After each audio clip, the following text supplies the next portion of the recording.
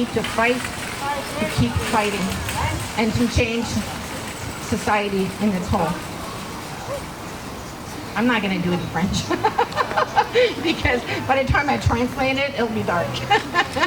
I'm just going to say that the je vais juste vous dire que je ne traduirai pas en français parce que si je le fais ad lib, là, ça va prendre du temps. OK? Je veux juste vous dire que la journée des prisonniers, elle a commencé, OK? En 1900, elle a commencé. En 1974, il y a un prisonnier, Eddie Nolan, qui est décédé à Millhaven, sécurité maximum en Ontario. Il était en ségrégation. Puis même si Eddie s'est enlevé la vie lui-même, ça a été prouvé que c'était à cause des circonstances de détention. D'accord? Eddie il était aussi une sentence de vie. OK? Ça, c'est en 1974. En 1975, pour avoir un vigile, OK, au niveau de l'anniversaire de décès de Eddie, les prisonniers à Millhaven ont décidé qu'ils faisaient une journée de grève, c'est ça, une journée de grève, et qui était pour refuser une journée de fast aussi, habillement. De face pour une journée. En 1976, la première organisation de la journée du prisonnier au 10 août est apparue à Millhaven. Okay? Mais même si les prisonniers savaient qu'il y avait probablement des rétaliations, des conséquences à leur grève, à leur grève pas une grève de faim, mais à leur face, ils l'ont fait quand même. Okay? Puis un an plus tard, les gens qui avaient participé à ça étaient toujours en ségrégation.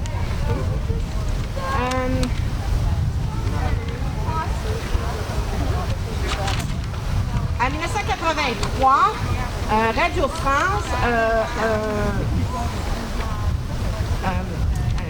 l'appareil Radio Fréquence Libre a indiqué qu'eux aussi voulaient participer à cette journée de prisonniers du 10 août. Et en 1990, l'Allemagne, l'Angleterre et les États-Unis, les prisonniers dans ces pays-là, ont entré dans la participation aussi. En 2001, il y a eu des demandes ou des justifications pour la raison pour laquelle on avait besoin d'une journée de prisonniers qui a été émise. Alors, c'est la raison pour laquelle on est ici aujourd'hui. Je suis vraiment désolée, là, j'aurais dû me préparer ma traduction, là, puis it's on me. Donc, bon. Bon, mais je vais vous présenter la première personne qui va donner un petit discours. Alors, c'est moi. Puis, après ça, on va avoir Sherry, on va avoir Fallon, Guadeloupe et Donald. OK? Il y a de l'eau aussi si vous avez. Ça fait très chaud, si vous avez. Moi, j'ai pas besoin de ça. Moi, je fais ça à la je vais le faire en français. Donc, comme j'ai dit, mon nom est Joanne Wendy Barito. Je suis une sentence de vie. J'ai été condamnée en 2010, meurtre au 2e degré, pour avoir tué la personne qui avait tenté de me violer. Ça faisait 10 ans que j'avais des problèmes de consommation de drogue. Et puis, communément appelé le runner, que j'avais appelé pour me livrer ce soir-là, a décidé que... ça, je fais des jobs, mais c'est ma façon de passer à travers ce petit discours-ci. C'est un little something something ce soir-là. Et puis moi, avoir été agressée à l'âge de 5 ans, j'ai passé ma vie à dire qu'en étant femme, je suis capable de me défendre. Fait que moi, le flight, je l'ai eu, mais j'ai aussi le fight dans moi. Ça fait partie pourquoi je suis une survivante aussi. Alors, mon intention n'était pas de tuer mon agresseur, mais de l'incapacité. Et j'étais en train de me faire garde-robe. Puis la seule chose que j'avais à côté de moi, c'était un marteau. Et j'ai vraiment perdu un petit peu la map. Jusqu'à ce jour, j'ai aucune mémoire des coups. La majorité des coups que j'ai essayés. On dit peut-être ça va me revenir, peut-être que pas. Moi, je souhaite que non. Mais... Alors, et c'est ça. Après 2 ans d'attente et un procès, J'ai plaidé légitime défense et ça n'a pas passé parce que j'ai été condamnée meurtre au deuxième degré. La raison, je vous explique mon histoire à moi, c'est parce que c'est pas une histoire qui sort de l'ordinaire. Okay? Quand je suis rentrée en incarcération, j'ai fait mon 2 ans au maximum. Moi, je suis agent d'immeuble avant. Fait que même si j'avais un problème de consommation de drogue, je fonctionnais quand même bien, une fois de temps en temps. Fait que moi, la justice, j'étais vraiment, je vais le dire, very white et middle class. Fait que la police était là pour nous protéger, la justice c'était juste, c'était, puis je vais pas insulter, mais moi je me rappelle que je descendais la 15 puis je voyais des gens nettoyer dans le milieu de terre-plein, puis je disais, mais pourquoi ils n'utilisent pas les trucs boudonniers? C'était vraiment, là, c'était vraiment ma vision de la vie là, dans le petit cocon là, que j'étais dedans. Là. Alors, quand ça m'est arrivé, j'ai vraiment eu un réveil. La justice n'est pas juste. La justice, c'est quel bord peut dire son histoire le mieux possible.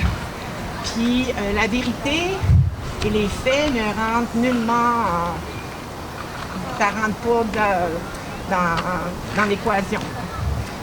Alors, j'ai fait 2 ans au maximum. Puis quand je suis sortie du maximum, par pur hasard, je suis tombée présidente du comité des détenus. J'ai commencé à lire les directives du commissaire, création de choix, le rapport Arbo, puis je me suis aperçue que j'avais des droits. Ça faisait 2 ans que je suis au maximum, que je faisais aucun droit, je me faisais niaiser, on me faisait ça là. Moi, je suis une historienne, hein? Fait que la rénovation féministe puis tout ça, là, faire donner un rapport, j'avais pas le brassière en dessous d'un coton ouaté, là. Moi, j'étais comme, on les a brûlés, nos brassières, là, ça fait longtemps, là. Fait que juste le fait que c'était vraiment oppressif, surtout dans une détention de femmes, c'est vraiment oppressif au niveau des femmes, là. Le stéréotype qu'on voit souvent à l'extérieur, il est comme quintuplé, il est 10 fois pire à l'intérieur, là. On se la voit, on est agressif. Si on fait valoir nos droits, on est dans notre cycle criminel. C'est vraiment... moi, je me suis même fait mesurer une jupe. Là, j'aurais m'aurais cru au lycée. Si ma jupe était trop courte, je suis en prison. Là. Fait que j'ai commencé à travailler pour les femmes. Les deux spirited, les transgenres. J'ai commencé à faire de l'activisme à l'intérieur. Là. Puis, c'est là que je me suis aperçue que mon histoire, là, elle sort. C'est triste, là, je vais pleurer, ça sort pas du commun. Moi, je n'aime pas le nom, mais j'ai une femme, là, qui a des rapports de police, par-dessus rapports de police, qu'elle se faisait battre par son conjoint un soir et il veut la rebattre. Elle a un paring knife dans les mains. Une fois, un couteau me le poigne dans le cœur. Mais là, c'est clair, là, il n'y a pas... Elle est en prison. Elle est en prison. Des gens qui sont... Des histoires comme ça, il y en a. La plupart des femmes qui sont incarcérées pour des crimes qu'on appelle des crimes majeurs, c'est tous des crimes de protection. Non. Mais je ne veux pas de généraliser, mais la plupart, c'est des crimes de protection, des crimes de survie. C'est pas à l'intérieur qu'on voit. Puis, ce qui vient me toucher encore plus, c'est d'écouter les nouvelles puis de voir un homme blanc, de beau cheeké, c'est de voir un homme blanc qui protège son pick-up, qui tue un homme de Première Nation en arrière de la tête, puis fuck off. Lui est encore chez eux, avec sa petite famille, tout est beau. Tu sais? Fait que si t'es femme de Première Nation, qui est la démographie qui augmente le plus, là, c'est les femmes autochtones. OK? On dit que le niveau de criminalité au Canada baisse, mais les femmes autochtones, il y en a plus en prison. Ben, il y a quelque chose qui ne marche pas, là. Okay? Il y a moins d'hommes blancs, mais il y a plus de Première Nation. Il y a plus de femmes de Première Nation. Il y a plus de femmes incarcérées. OK? Mais on n'est encore pas assez incarcérés pour avoir un système adéquat. On a moins d'éducation à l'intérieur, on a moins de programmes de travail à l'intérieur, on a moins de personnel à l'intérieur, puis on est les gens qui se battent le moins aussi. Pourquoi on se bat le moins? Ça, c'est moi, quand je parle pour moi, là, c'est ma vision des choses. Mais les femmes s'occupent des enfants puis ils veulent pas rester à l'intérieur. Puis quand tu te bats en dedans, là, tu sors pas. À moins qu'un end date, là, fait que si t'es une longue sentence ou une sentence vie, tu te bats pour tes droits, tu ne sors pas de prison. OK? C'est presque sûr que tu vas rester là longtemps. Fait que les femmes ont tendance à... Moi, je voulais vraiment parler de la situation des femmes autochtones incarcérées. Puis qu'il faut que ça change. C'est ça.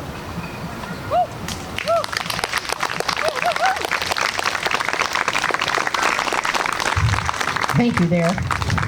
C'est mon cadran en arrière. Donc, la prochaine personne que je vais présenter, c'est Sherry. Sherry. Hi. Oh, Sherry. Here you go, Sherry. I'm going to let you introduce yourself because you're the best person to introduce yourself. Okay? Thank you. And the count, no, English is fine. That's why we're doing English and French. And he's your timer. When he goes like this. Okay, so how much do I have? Like 10 minutes? About 10. 10? Okay, that's all I need. Okay. Thank you.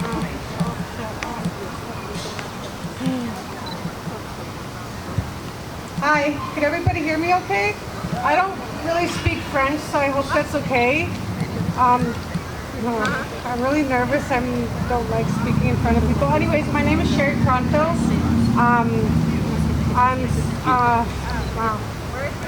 I'm First Nations from Pine Creek, Manitoba. I grew up mainly in Winnipeg, Manitoba, and I come from the North End. That's where my family is. Basically, I was born and raised in the North End of Winnipeg. A lot of my family came from residential school, my grandparents' residential school, all my older siblings, residential school survivors, and one of my brothers just recently passed away due to all the residential school news coming out because he was very hard on drugs, had a very hard life, and so I'm kind of dealing with that too right now. I'm serving a life sentence for manslaughter. I was convicted of manslaughter in Winnipeg in 1997. I didn't kill anybody. It's just, the people that actually did do the thing are already serving their life sentences as well. I just chose not to testify, and I chose not to plead guilty. So, and with who my family was and organized crime and the people that I was charged with, they just threw me under the bus, and they're like, you know what, you don't want to testify, you don't want to plead guilty, so you know what, fuck yourself, here's a life sentence, and we hope you never get out.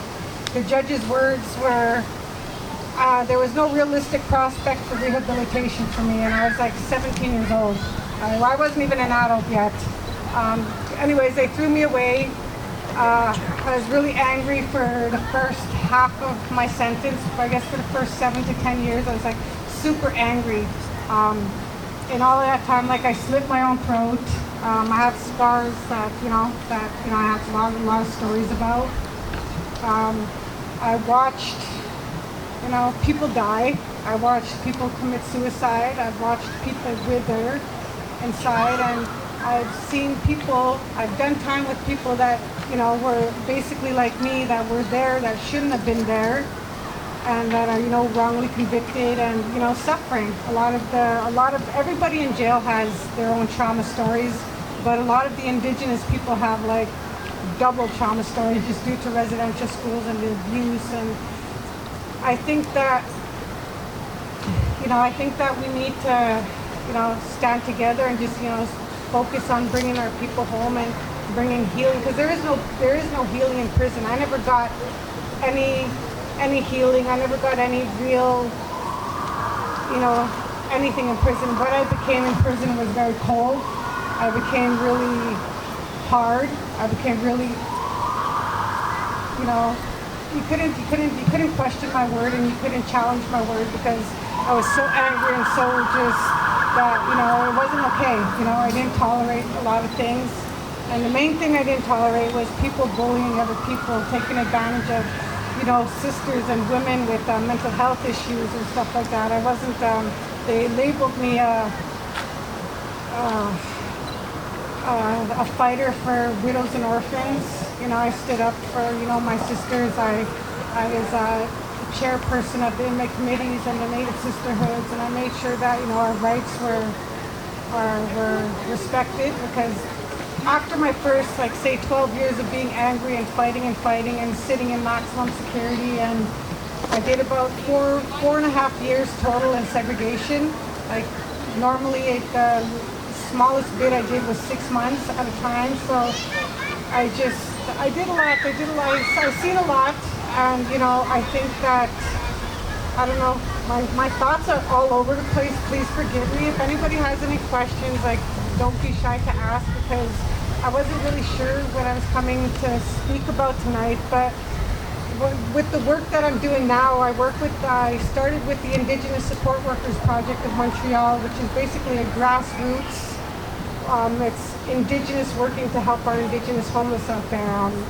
We figure that, you know, it's going to be us that's going to help each other get off the streets and put down the bottle and try to move forward. So what we do with the Indigenous Support Worker Project is that every weekend we go out there and we tell our people, you know, you're worth it, we care about you, and, you know, there's better things than, you know, coming out of jail and becoming homeless right away. And that's one of the things that really, you know, messes with my heart and my mind, is because I see my sisters coming out of jail and I see them right on the homelessness and, you know, addicted and, you know, hurting for money, and that doesn't make no sense.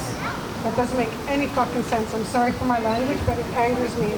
You know, and then our sisters are out, they come out of jail, and then, you know, they're subject to, you know, sexual violence.